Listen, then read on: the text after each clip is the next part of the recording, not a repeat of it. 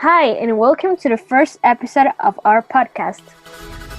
This is Jonni, Hi. and I am Joel, and we are excited to be here.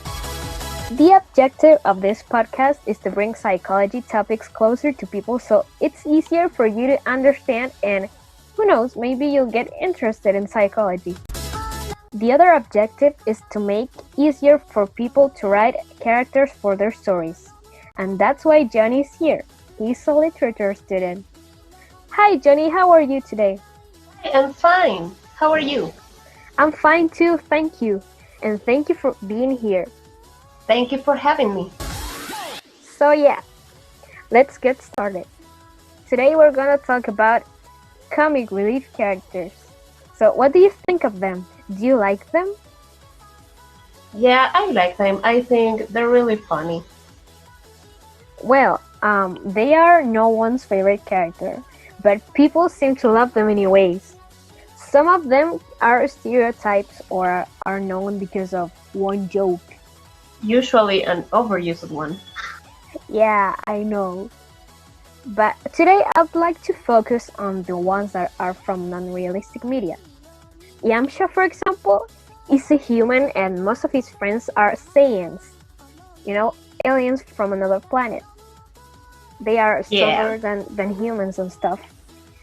Mm-hmm. So I didn't expect people to actually love Yamcha, but there's a thing that happened to me like not so long ago when a chapter of Dragon Ball Super was released from the manga, you know, from the Moto arc where Yamcha like became a galactic patrolman and he came back to fighting, you know, and people were super excited because he came back to fighting, and I don't know, it made me so happy because it was unexpected to see people like being excited because of it. Yeah, I think it's usually unexpected because it's a character that people are constantly mocking, you know? Yeah, I mean, there are a lot of memes about him, so it really caught me out of guard, you know.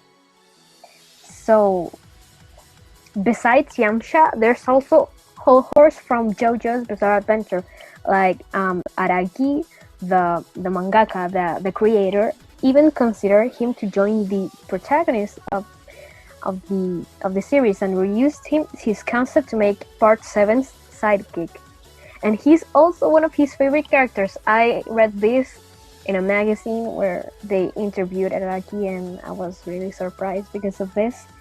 But yeah, why do people love characters like Yamcha or Hol Horse?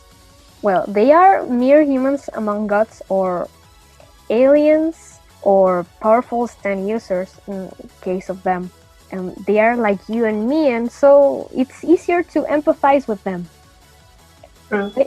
They don't always have the pressure to win always, so they just do their thing, you know, and the viewers or readers don't judge them if they lose or if they don't act like a hero will do because they're not heroes. Like, for example, in Hol Horse's first appearance, he ran away from a fight, and Yamcha's first appearance wasn't good either because Goku broke one of his teeth, and it was so hilarious. I really like that. This has to do with the identification with fictional characters, which is a mechanism that allows people to understand the story from inside. It's easier to perceive the story as more realistic if there are characters similar to us, and also it's easier to enjoy it because you see yourself in it. The identification with characters is a multi-dimensional definition that has different processes, like the emotional empathy, the cognitive empathy, the absorption of the story, and personal attraction to a certain character that is always linked with positive assessment. The difference between emotional empathy and cognitive empathy is that the emotional empathy has to do with obviously feelings. You can feel what other people are feeling.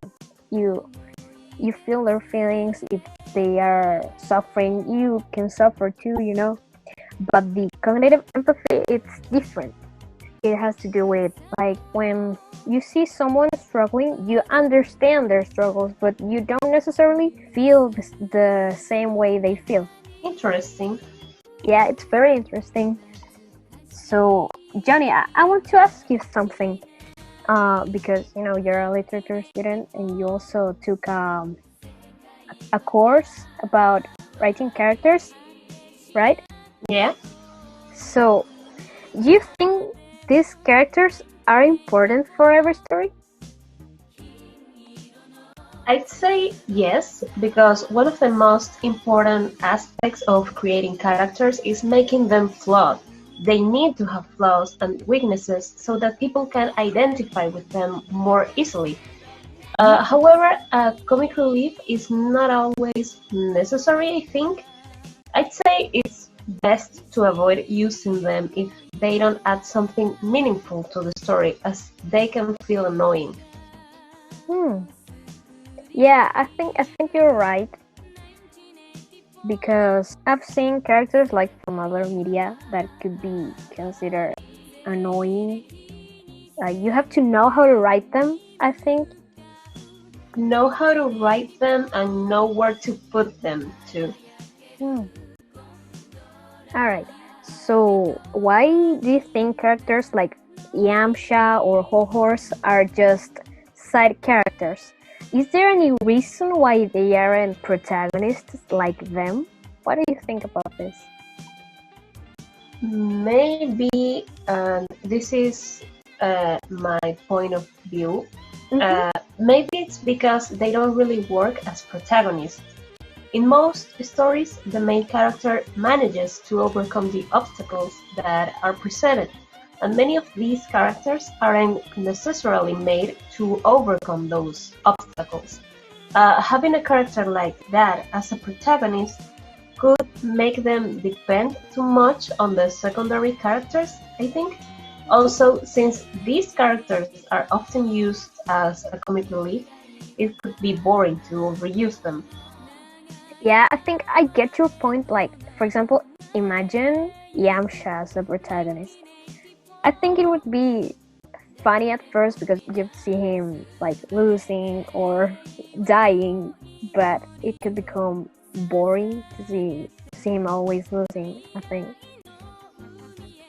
But I think that depends on the story because if you have a comedy, for example, I think these characters would work well as a protagonist, but another genres, I don't think so, really.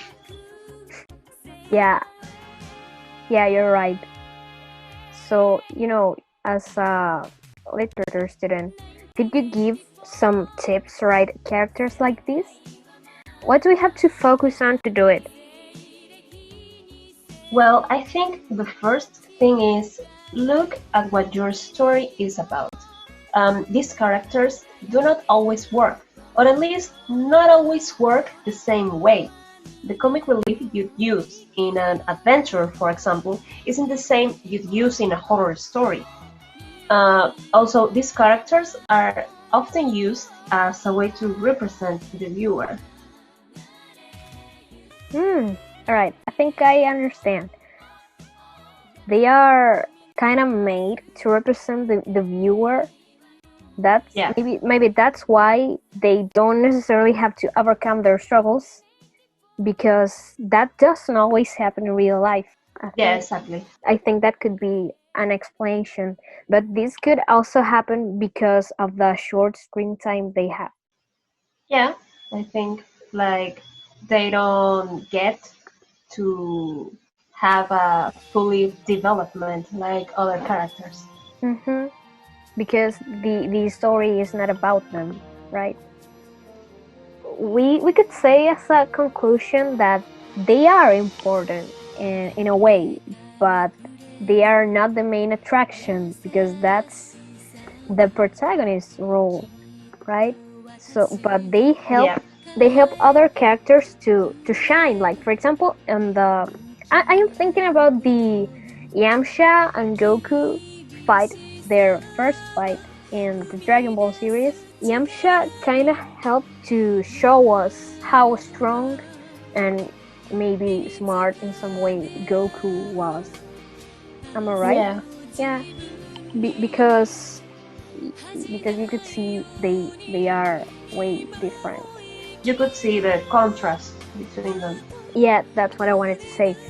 You can see that Goku was a little kid and Yamcha was a teenager. I think I don't remember quite well, but yeah, you can see the contrast that Goku was way stronger and also younger. These characters help the other characters to shine and they also make us laugh a lot. And you can identify yourself with these characters, and I think that's amazing.